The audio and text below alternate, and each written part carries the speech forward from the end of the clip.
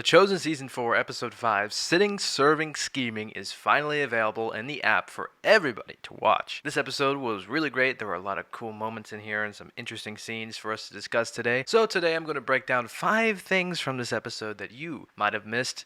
So let's go ahead and jump right into it. Hello, my name is Eli Hollingsworth. Welcome back to Against the Current, The Chosen podcast, the biggest podcast about the Chosen TV series. And let's go ahead and roll that intro.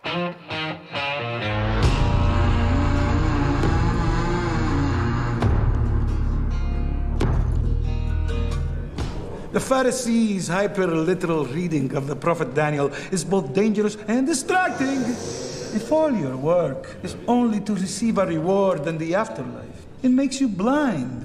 So first up, let's talk about the Pharisees and the Sadducees. So after the cold open, and many times throughout the episode, we get these scenes of Shmuel showing Yusuf around the synagogue, kind of showing him the different parties of the Sanhedrin. And he's kind of exploring and showing Yusuf around since Yusuf has just recently been added to the Sanhedrin, and we get reference to Yusuf's father, who there's some theories on who he might be, but there's just a lot of scenes showing the socio-political and cultural aspects of the Pharisees and the Sanhedrin. And at the beginning of the episode, we get a little debate between a Pharisee and a Sadducee.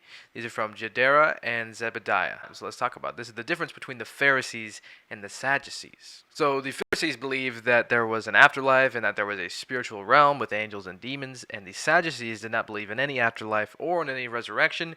They just believed in that there was nothing after you die and there was no spiritual realm. And these two, as they're debating in this opening scene, they bring up a few passages in the Old Testament, one of which being Daniel from chapter 12 verse 2, where it reads, "And many of those who sleep in the dust of the earth shall awake, some to everlasting life and some to shame and everlasting contempt." So these scenes are just kind of showing and unpacking the political aspects of what led up to Jesus' crucifixion, as these Pharisees are finding a way to kind of maybe crucify him or get him to death somehow. And this is showing just the leading up of the reasoning as to the Pharisees deciding that this Jesus guy has to be executed, and all of the rules that they're navigating with the laws that are set up in the Jewish culture to where how they can arrest him and when they can and where they can. All that stuff is super interesting, and we just get a lot of that, and that's really what these scenes are diving into here, where we're just going around seeing all the different parties of the Sanhedrin. Very, very cool stuff, and we'll see more of Shmuel and Yusuf's story as we go along here. Yeah. Get up, lift it up. Don't strip, drop your back. Keep holding higher. Next up, let's talk about the going an extra mile scene. So, at the beginning of the episode, Jesus and his disciples are on their way to Bethany to visit Jesus' friend Lazarus, and on their way, they're stopped by a patrol of Roman soldiers who force them to carry their gear for 1 mile. Now, something you have to understand is that a Roman soldier's backpack / armor and gear was very heavy. Their backpack could weigh over 100 pounds. So for these Roman soldiers to have to carry this all day was hard in and of itself. So for them, it was pretty good that they got this law where they could force a Jewish person to carry it for them for 1 mile. Since a Roman soldier has authority over the Jewish people, this law is called the law of impressment, where a Jewish soldier was legally inclined to carry this Roman soldier's backpack, gear, whatever, for 1,000 paces, which was a Roman mile in the 1st century. This was a very common thing, something that would have happened, all the time. And even so, to where citizens had mile markers outside of their homes. So this was a completely real thing. And so in Matthew 5, when Jesus is giving the Sermon on the Mount, he actually makes reference to this law and adds his own Jesus twist, which was a part of how Jesus turned the world upside down. We'll start in Matthew 5:38, where it says, "You have heard that it was said, an eye for an eye and a tooth for a tooth. But I say to you, do not resist anyone who is evil. But if anyone slaps you on the right cheek, turn to him the other also. And if anyone would sue you and take your tunic, let him have your cloak as well. And if anyone forces you to go 1 mile, go with him 2 miles. Give to the one who begs from you, and do not refuse the one who would borrow from you." Jesus was all about this attitude of peace, humbleness, and respect for everyone around you, always considering yourself the lowest in the room. So, as The Chosen so cleverly weaves storylines into their show, they decided to personify this particular moment in The Chosen by having the disciples encounter this and showing how they would have really reacted and how they would have really felt about having to do this for a Roman group of soldiers. As they're walking, the Roman soldiers make fun of them or throw jabs and try to diminish these Jewish people. You can imagine any Roman surprise when they get to the mile marker and the Jewish person on their own volition keeps going for another mile out of humbleness for the Roman soldier. And as we see as the Chosen finishes out this scene, played out much likely as it would have in the first century. These Romans are very surprised, but it inclines their heart to be gracious and kind and show respect back to these disciples. This was something completely unheard of, but Jesus was always changing the status quo and flipping everything that the Jewish people believed at the time on their heads and really making them think about themselves and what they're doing, always showing an attitude of humbleness and respect towards everybody. Jesus' disciples are very upset that the Romans are even doing this to Jesus himself, but as Paul tells us in Philippians 2, Jesus was the ultimate gold standard of respect and humbleness, and he showed it towards everybody. He was meek and low to the ground. As Jonathan Rumi and all the other actors in this scene portray so awesomely, Jesus' standard of humbleness is something that us as Christians need to constantly be striving for, and something that's pretty hard to strive for sometimes. But this scene was really, really well done. As The Chosen always does, their story impacts you, and it shows you how things looked in the first century and how Jesus' teachings completely clashed with everything that everyone thought about how life was supposed to be lived in Jerusalem in the first century. It's a really, really great lesson that The Chosen weaved into its storyline here in The Chosen Season 4. Hey, real quick, if you want to see more videos by me or hear more of my thoughts on The Chosen Season 4, then be sure to listen to my podcast, linked down below in the description. I talk about every episode of The Chosen in depth and go over all of the things that happen in each episode, not just the highlights like I do here on YouTube. I talk about all of my thoughts, and I'm more candid about what I think about the episodes, and I share my opinions and break down everything. So if you want to hear my thoughts on every episode of The Chosen and hear more my content, then be sure to listen to my podcast, linked down below in the description. It would appear, however improbable, that we now want the same thing as Pilate. So next up, let's talk about Pontius Pilate and the aqueduct situation. So as Gadara mentions, as he's speaking to the Sanhedrin, Pontius Pilate has a defense with the Jewish people where he stole money from the treasury to build an aqueduct in Jerusalem. This was a real thing that happened. This is one of Pilate's 2 out of 3 offenses with the Jewish people, to where they report him to the higher-ups, aka King Herod or Caesar, and he was already in trouble with the Jewish people for doing things that made them upset.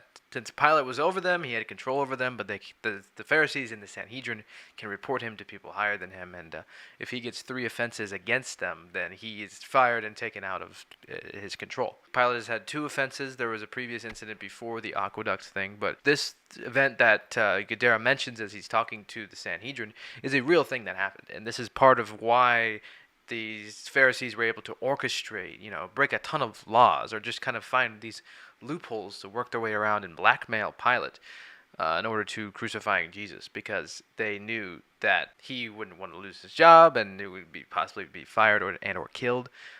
They kind of navigated all these rules in the Roman and Jewish law to where they were able to crucify Jesus. But this was a real event that happened. Pilate stole money from the temple treasury to build an aqueduct, and he wasn't even able to finish it. So that whole incident that they're referring to is a big part of why Pilate was more inclined to crucify Jesus, because the Pharisees and Caiaphas and the Sanhedrin decided to blackmail him to where he has to be aware and crucify Jesus. Hey, real quick, if you wouldn't mind leaving a comment down below on what you think about everything I share in this video, or just your thoughts on this episode and The Chosen Season 4, I'd really appreciate it. This season is awesome, and there's so much to talk about, so I want to hear from you and get to talk with and engage with the community. The Chosen community full of great fans, so if you haven't already, be sure to leave a comment down below. The best way to serve me is to pay close attention to my words. That is the priority. That is what your sister has chosen. And now let's talk about Mary and Martha. Now, Jesus and the disciples are on their way to Jerusalem, but then Jesus calls a detour and they decide to go to Bethany to visit Jesus' friend Lazarus. Jesus and his disciples come to Bethany and decide to have dinner with Lazarus and Mary and Martha, his sisters, as well as Jesus' mother, who's there too. And this story actually comes directly from the Bible. This passage is found in Luke chapter 10, and it's kind of a short one, but it's an interesting scene that The Chosen decided to include here. Starting in verse 38, it reads, "Now, as they went on their way, Jesus entered a village, and a woman named Martha welcomed him into her house. And she had a sister called Mary, who sat at the Lord's feet and listened to his teaching. But Martha was distracted with much serving. And she went up to him and said, 'Lord, do you not care that my sister has left me to serve alone? Tell her then to help me.' But the Lord answered her, 'Martha, Martha, you are anxious and troubled about many things, but one thing is necessary. Mary has chosen the good portion, which will not be taken away from her. So this scene was just really cool when we're stopping at Lazarus' house, where we see the disciples all singing and playing music together. That was really cool. And we see the build up to this scene where Martha's preparing food for Jesus and Mary is just sitting and listening to him. And this was a really cool kind of lesson that the Chosen decided to pull out here, where Martha isn't being ridiculed for her choices to try and serve Jesus and be as helpful as possible and want to treat her guest with honor, but she's not focusing on the true words of life from Jesus.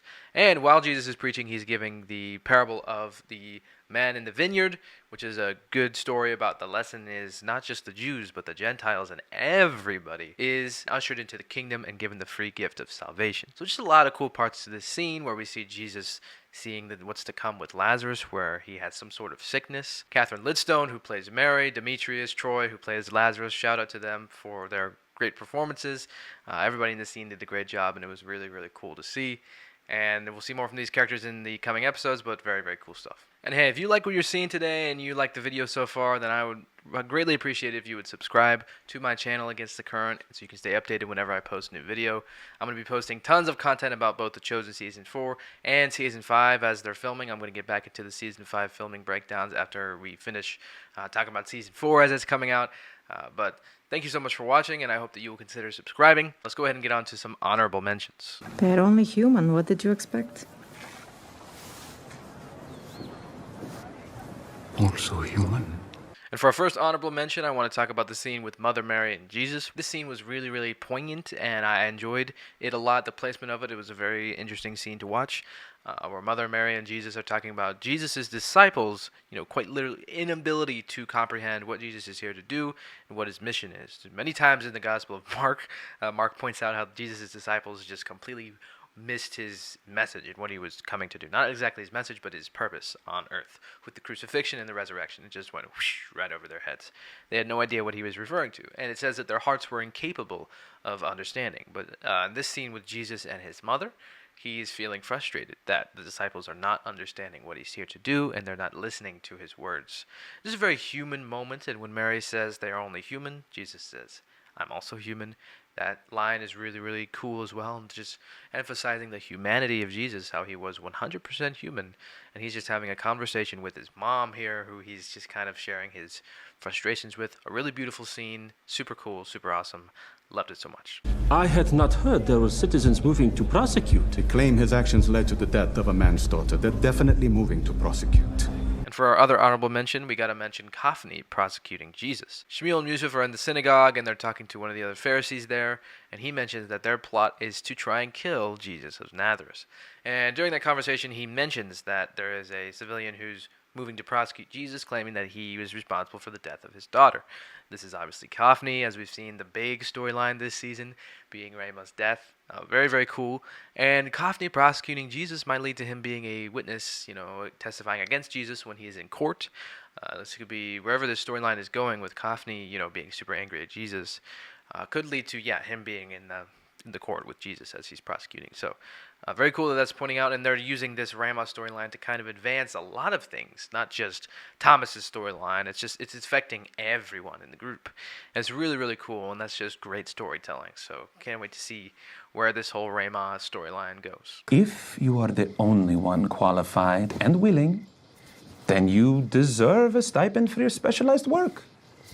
And finally, let's talk about Judas and Hadad. So while Jesus and his disciples are in Bethany visiting Lazarus, Judas decides to visit an old friend of his, one who is not a believer, and get some questionable advice. This scene to me was very well played, very well acted. Hadad, aka Bob the Businessman, to us Chosen fans for a long time. This scene was just very well done. I really, really enjoyed it, and I enjoyed seeing Judas kind of ramping up his ill will and his listening to voices that he probably shouldn't be, and someone who isn't even a believer, it seems, and someone who's just leading him completely astray in the wrong direction. Judas is still clinging on to his old way of living, being in the world. He's still wanting to live in both sides. But something interesting here is that Hadad mentions a passage of scripture that he says is from Solomon, and Judas says, no, that's not from Solomon. He misquotes a scripture passage, and this scripture actually comes from Jeremiah. In chapter 22, starting in verse 3, Jeremiah reads, "Woe to him who builds his house by unrighteousness, and his upper rooms by injustice, who makes his neighbor serve him for nothing, and does not give him his wages." These were actually words from God to Shallun, the son of Josiah, who was reigning instead of his father. And God was talking about this guy being very greedy and doing things out of selfish conceit and unrighteousness. So it's funny how this kind of passage is something that Hadad quotes and takes out of context when it is something referring to exactly what Judas and Hadad are planning and how they're thinking in self-righteousness and selfishness. So very, very cool. I just love this scene and how Judas is being led astray. And of course, at the end of the episode, the very last thing we see is Judas taking money from Jesus and his disciples and showing that he's falling more and more towards the dark side. So there you have it. There are 5 things you might have missed from Season 4, Episode 5, Sitting, Serving, Scheming. A fantastic episode. Another great installment to this already amazing television show, which we all love so very much. So, thank you so much for watching. I hope you enjoyed. If you did enjoy, be sure to let me know down below. Leave a like on the video, of course, and subscribe to Against the Current, The Chosen Podcast. Be sure to check out some of my other videos. I'm going to be coming out with a lot more in the coming days. And the Chosen Season 4 finale is coming out on June 30th. Oh, man, I can't believe it's already here. The finale, it's already over. So awesome. This season has been phenomenal. And I will continue talking about it till the end of time. So thank you so much for watching again, and I'll see you guys in my next video. Binge Jesus.